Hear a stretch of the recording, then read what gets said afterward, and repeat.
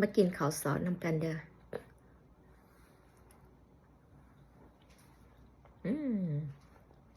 เฮ็ดเองแซ่บเอง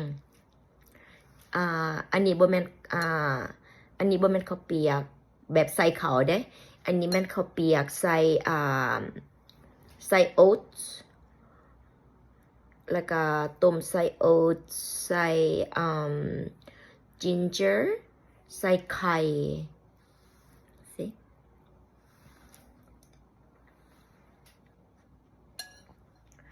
แต่ยังหน่อยนะแม่เฒ่าเฮ็ดนี่ให้กินทุกเช้าเพราะว่ายามอากาศหนาว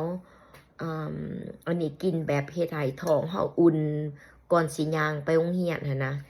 พ่อแม่พวกเจ้าเคยเฮ็ดให้กินอยู่บ่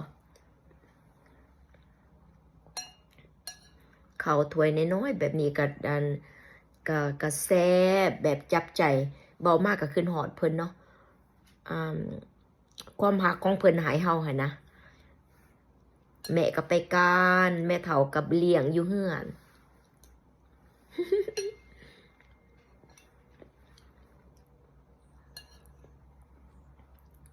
คิดมากกันเนาะจะเพิ่งไปเห็นเพิ่งไปได้สิเห็นกันเองพวกเจ้าเพิ่นได้ยังมีพ่อมีแม่หายหักเพิ่นเด้อเพราะว่ามื้อหนึ่งกะจะไปสิไปก่อนไผเนาะ โอ้ยอากาศกลางคืนจังซี่นี่กะมานั่งคืนหอดเพิ่นนั่นนั่งคืนหอดเพิ่นนี่เด้